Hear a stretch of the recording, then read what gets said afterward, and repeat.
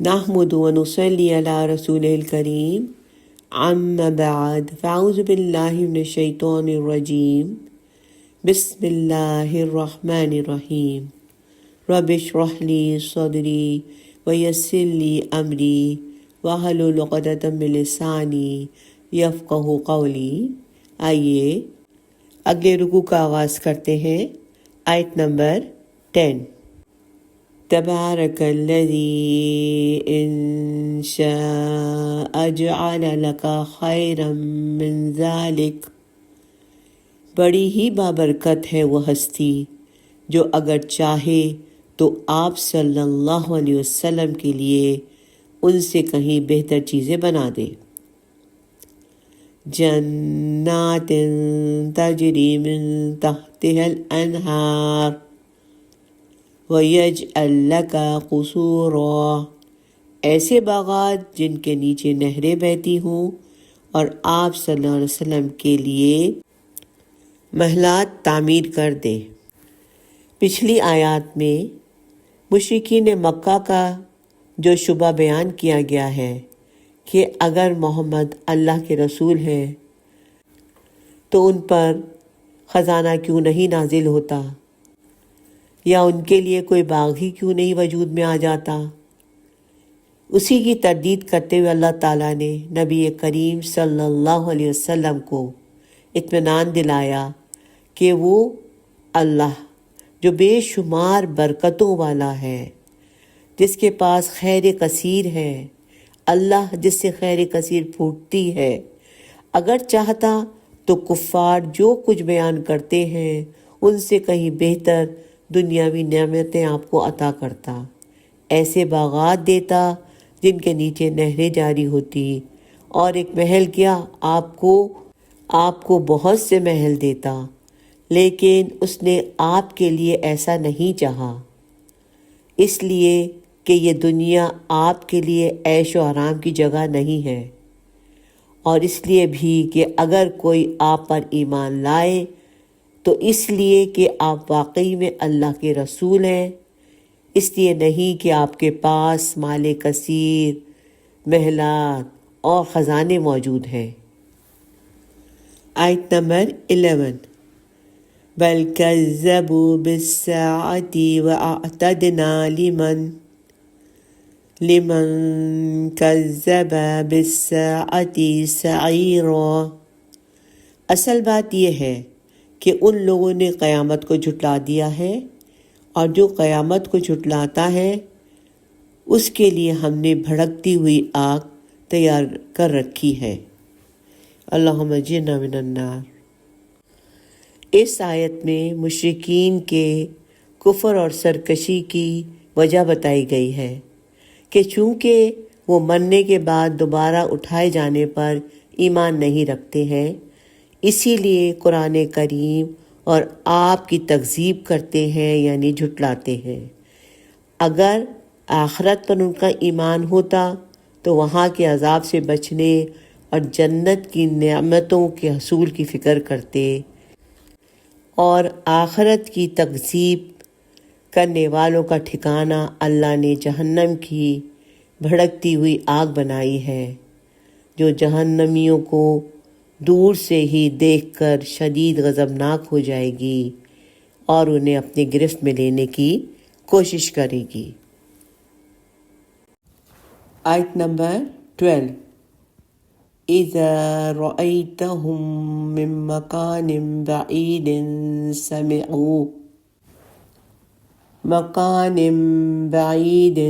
سمعوا لها تغيظا وزفيرا،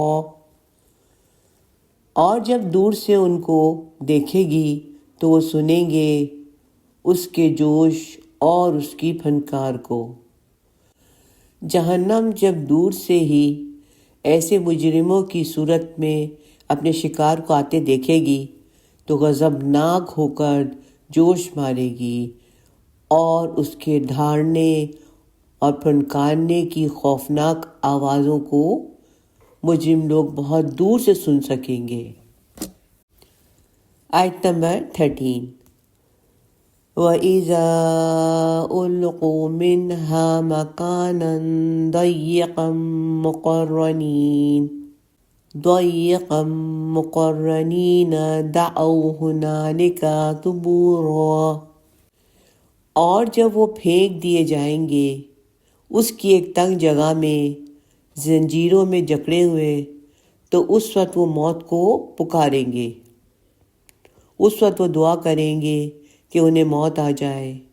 شعور کی زندگی کا قصہ تمام ہوا، وہ اپنی ہلاکت کو پکاریں گے، لیکن اس وقت ان کی ہلاکت کہاں؟ آیت نمبر 14، لا تدعوا اليوم ثبورا واحدا وادعوا ثبورا كثيرا، تب ان سے کہا جائے گا کہ آج ایک ہی موت کو نہ پکارو بلکہ بہت سی موتوں کو پکارو۔ اب تم موت کو پکارتے رہو، اس کے لیے مسلسل دعائیں مانگتے رہو، مگر تمہاری ان دعاؤں سے تمہیں موت نہیں آئے گی۔ اب تو تمہیں مسلسل زندہ رہنا ہے، عذاب کی تکلیف کو جھیلنا ہے، اس عذاب کی شدت میں نہ تو کوئی تخفیف کی جائے گی اور نہ ہی موت آ کر تمہیں اس سے چھٹکارا دلائے گی۔ اللہم اجرنا من النار۔ جیسے اللہ تعالیٰ نے پچھلی آیت میں فرمایا تھا کہ آخرت کی تکذیب کرنے والوں کا ٹھکانہ اللہ نے جہنم کی بھڑکتی ہوئی آگ بنائی ہے، تو آیت نمبر 12، 13 اور 14 میں اس کا نقشہ کھینچا گیا ہے، جو جہنمیوں کو دور سے ہی دیکھ کر شدید غضبناک ہو جائے گی اور انہیں اپنی گرفت میں لینے کے لیے چیخنے لگے گی، جسے سن کر جہنمی کانپ اٹھیں گے، اور جب جہنمیوں کے ہاتھ اور پاؤں ان کی گردنوں کے ساتھ زنجیروں سے جکڑ کر جہنم کی ایک تنگ جگہ میں پھینک دیے جائیں گے تو مارے حسرت کے پکاریں گے کہ اے ہماری ہلاکت تو کہاں ہے، آ ہمیں ہلاک کر دے تاکہ اس عذاب سے چھٹکارا پالیں۔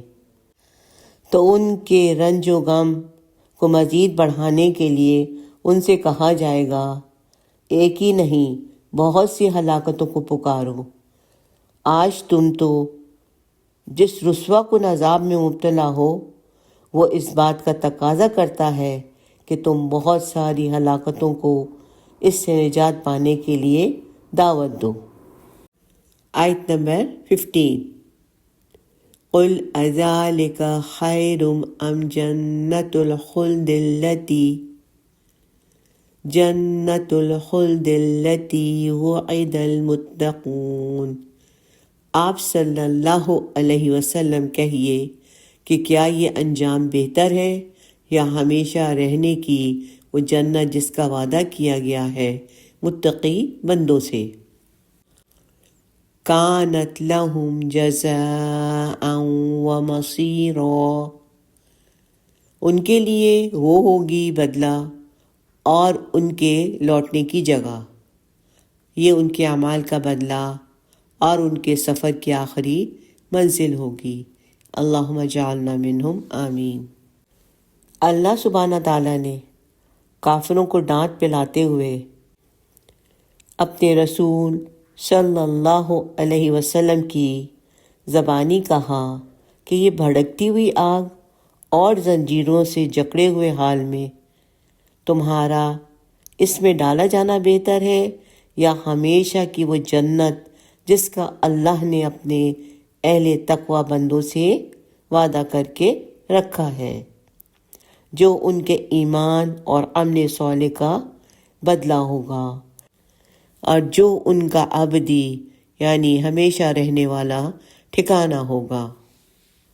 آیت نمبر 16، لہم فیہا ما یشاؤون خالدین، ان کے لیے اس میں ہر وہ شے ہوگی جو وہ چاہیں گے، وہ اس میں رہیں گے ہمیشہ ہمیش۔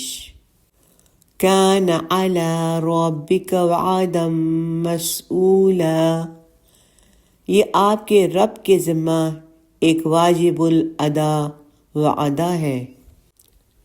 جنت میں وہ جس چیز کی بھی خواہش کریں گے انہیں فوراً ملے گی۔ یہ اللہ کا وعدہ ہے جو پورا ہو کر رہے گا۔ اللہ سبحانہ تعالیٰ کا وعدہ اللہ پر حتمی ذمہ داری ہے۔ اس کے حوالے سے سورہ آل عمران کی یہ دعا بھی ذہن میں تازہ کر لیجئے۔ آیت نمبر 194۔ اے ہمارے پروردگار، تو نے اپنے رسولوں کے ذریعے ہم سے جو وعدے کیے ہیں وہ پورے فرما، اور ہمیں قیامت کے دن رسوا نہ کرنا۔ بے شک تو اپنے وعدے کے خلاف نہیں کرتا۔ اللہ تعالیٰ یقیناً اپنے وعدوں کو پورا فرمائے گا، اور یہ اس کی بے پایاں رحمت کا اظہار ہے کہ وہ ان وعدوں کو اپنی ذمہ داری قرار دیتا ہے۔ آیت نمبر 17۔ وَيَوْمَ يَحْشُرُهُمْ وَمَا يَعْبُدُونَ مِن دُونِ اللَّهِ، اور جس دن وہ ان کو اور جن کو یہ لوگ اللہ کے سوا پوچھتے ہیں ان سب کو جمع کرے گا، یعنی جن جن ہستیوں کے ناموں پر مشرکین نے بت بنا رکھے تھے یا جن کو وہ براہ راست اللہ کا شریک ٹھہراتے تھے، چاہے وہ فرشتے ہوں، اولیاء اللہ ہوں یا انبیاء ہوں، اللہ تعالیٰ ان سب کو جمع کرے گا۔ پھر آگے فرمایا فَيَقُولُ أَأَنْتُمْ أَضْلَلْتُمْ عِبَادِي هَؤُلَاءِ أَمْ هُمْ ضَلُّوا السَّبِيلَ، اور فرمائے گا کیا میرے ان بندوں کو تم نے گمراہ کیا تھا یا وہ خود ہی راستے سے بھٹک گئے تھے۔ موت کے بعد اٹھائے جانے کا منظر پیش کیا جا رہا ہے۔ اللہ فرما رہے ہیں کہ جب وہ میدان محشر میں مشرکین اور ان کے معبود کو اکٹھا کرے گا تو ان معبودوں سے وہ پوچھے گا کیا تم نے میرے ان بندوں کو گمراہ کیا یا وہ خود ہی گمراہ ہو گئے؟ تو وہ معبود کہیں گے کہ اے ہمارے رب، تو تمام عیوب اور نقائص سے پاک ہے۔ جب ہمارے لیے یہ کسی طرح بھی مناسب نہیں تھا کہ تیرے سوا کسی کو اپنا ولی اور دوست بناتے اور اس کی عبادت کرتے، تو پھر یہ کیسے تصور کیا جا سکتا ہے کہ ہم نے غیروں کو یہ حکم دیا کہ تم لوگ اللہ کے سوا ہمیں ولی بنا لو اور ہماری عبادت کرو۔ آیت نمبر 18۔ قالوا سبحانك ما كان ينبغي لنا أن نتخذ من دونك من أولياء، وہ کہیں گے تو پاک ہے، ہمارے لیے تو یہ روا ہی نہیں تھا کہ ہم تیرے سوا کسی کو اپنا ولی بناتے۔ اللہ اور اہل ایمان کے درمیان باہمی مضبوط رشتہ قائم ہے۔ اللہ اہل ایمان کا ولی ہے اور اہل ایمان اللہ کے ولی ہیں۔ سورہ بقرہ آیت نمبر 257 میں اللہ تعالیٰ نے اس رشتے کے بارے میں یوں ذکر فرمایا ہے، اللہ ولی الذین آمنوا یخرجہم من الظلمات الی النور، اللہ ولی ہے مومنین کا، وہ اندھیروں سے انہیں نکالتا ہے نور کی طرف۔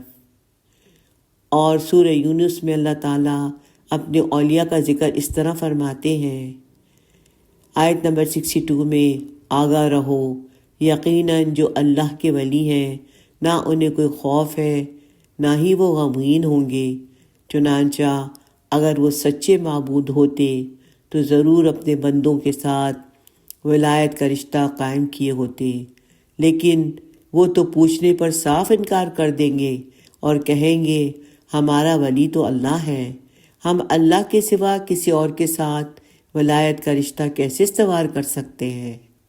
آگے اللہ سبحانہ تعالیٰ فرماتے ہیں وَلَٰكِن مَتَّعْتَهُمْ وَآبَاءَهُمْ، لیکن اے پروردگار تو نے انہیں اور ان کے آباء و اجداد کو دنیا کا ساز و سامان دیا۔ حتی نسوا الذکر وکانوا قوما بورا، یہاں تک کہ وہ یاد دہانی کو بھول گئے اور یہ تباہ ہونے والے لوگ تھے۔ ان لوگوں کو اللہ تعالیٰ نے دنیا میں مال و دولت اور حیثیت اور جاہت سے نوازا تھا، اور پشت در پشت خوشحالی اور فارغ البالی عطا کیے رکھی تھی، یعنی اللہ تعالیٰ نے انہیں بے شمار نعمتوں سے نوازا تھا۔ تو ہونا تو یہ چاہیے تھا کہ وہ رب کا شکر ادا کرتے اور اللہ کے سوا کسی کی عبادت نہ کرتے، لیکن نتیجہ الٹا رہا کہ وہ شہوتوں میں ڈوب گئے اور اللہ کو بھول گئے، اور اسی طرح ہلاکت اور بربادی ان کی قسمت بن گئی۔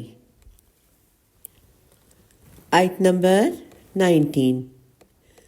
فَقَدْ كَذَّبُوكُمْ بِمَا تَقُولُونَ، تو انہوں نے جھٹلا دیا تمہاری ان باتوں کو کہ جن ہستیوں کو تم لوگ اپنا معبود اور ولی مانتے تھے، انہوں نے تو تمہارے دعووں کو رد کر دیا، جھٹلا دیا۔ فَمَا تَسْتَطِيعُونَ صَرْفًا وَلَا نَصْرًا، تو اب نہ تمہارے بس میں ہے عذاب کو لوٹانا اور نہ ہی کوئی مدد۔ وَمَن يَظْلِم مِّنكُمْ نُذِقْهُ عَذَابًا كَبِيرًا، اور جو کوئی تم میں سے ظلم کا مرتکب ہوا ہے، ہم اسے چکھائیں گے اب بہت بڑا عذاب۔ اللہ سبحانہ تعالیٰ اس آیت میں مشرکین سے خطاب کر کے فرما رہے ہیں کہ جنہیں تم اپنا معبود کہتے تھے اور جن کی تم عبادت کرتے تھے، انہی معبودوں نے تمہیں جھٹلا دیا، تو اب نہ تم عذاب کو اپنے اوپر سے ٹال سکتے ہو اور نہ ہی کوئی تمہاری مدد کے لیے آگے بڑھے گا۔ آیت کے آخر میں اللہ تعالیٰ نے اپنا فیصلہ سنا دیا کہ جو کوئی شرک کا ارتکاب کر کے اپنے آپ پر ظلم کرے گا، وہ اسے بہت بڑے عذاب میں مبتلا کرے گا۔ آیت نمبر 20۔ وَمَا أَرْسَلْنَا قَبْلَكَ مِنَ الْمُرْسَلِينَ إِلَّا إِنَّهُمْ لَيَأْكُلُونَ الطَّعَامَ وَيَمْشُونَ فِي الْأَسْوَاقِ، اور آپ صلی اللہ علیہ وسلم سے پہلے ہم نے جتنے بھی رسول بھیجے وہ سب کھانا بھی کھاتے تھے، بازاروں میں بھی چلتے پھرتے تھے۔ وَجَعَلْنَا بَعْضَكُمْ لِبَعْضٍ فِتْنَةً، اور ہم نے تمہارے بعض کو بعض کے لیے آزمائش بنایا ہے۔ أَتَصْبِرُونَ وَكَانَ رَبُّكَ بَصِيرًا، اے مسلمانوں کیا تم صبر کرتے ہو، اور آپ صلی اللہ علیہ وسلم کا رب سب کچھ دیکھنے والا ہے۔ اسی صورت کی آیت نمبر 7 میں مشرکین نے جو طنز آمیز بات کی تھی کہ یہ کیسا رسول ہے جو ہماری طرح کھانا کھاتا ہے اور طلب معاش کے لیے بازاروں کے چکر لگاتا ہے، تو ان کی اسی بات کا یہاں پر اللہ سبحانہ تعالیٰ جواب دے رہے ہیں، فرما رہے ہیں کہ شروع سے لے کر آخر تک جتنے بھی انبیاء اور رسول آئے ہیں سبھی انسان ہوتے تھے، کھانا کھاتے تھے، طلب معاش یعنی روزی کے لیے بازاروں میں جاتے تھے۔ کبھی ایسا نہیں ہوا کہ انسانوں کی ہدایت کے لیے کسی فرشتے کو رسول بنا کر بھیجا گیا ہو۔ آیت کے آخر میں اللہ سبحانہ تعالیٰ نے نبی کریم صلی اللہ علیہ وسلم کو تسلی دیتے ہوئے فرمایا کہ ہمیشہ سے ہمارا یہ طریقہ رہا ہے کہ ہم اپنی مخلوق میں سے بعض کو بعض کے ذریعے آزمائش میں ڈالتے ہیں۔ مومن کو کافر کے ذریعے، مالدار کو فقیر کے ذریعے، صحت مند کو بیمار کے ذریعے، شریف کو ذلیل کے ذریعے۔ اسی لیے اے میرے رسول صلی اللہ علیہ وسلم، آپ صبر سے کام لیجئے اور مشرکین کی جانب سے آپ کو جو تکلیف پہنچ رہی ہے اسے برداشت کیجئے، اور یقین رکھیے کہ آپ کا رب سب کچھ دیکھ رہا ہے۔ کون صبر کرتا ہے اور کون صبر نہیں کرتا، تکلیف دیتا ہے، اسے سب معلوم ہے، اور قیامت کے دن وہ صبر کرنے والوں کو اچھے سے اچھا بدلہ دے گا۔ بے شک یہاں اس رکوع کا اختتام ہوا۔ بارک اللہ لی و لکم فی القرآن العظیم، آمین۔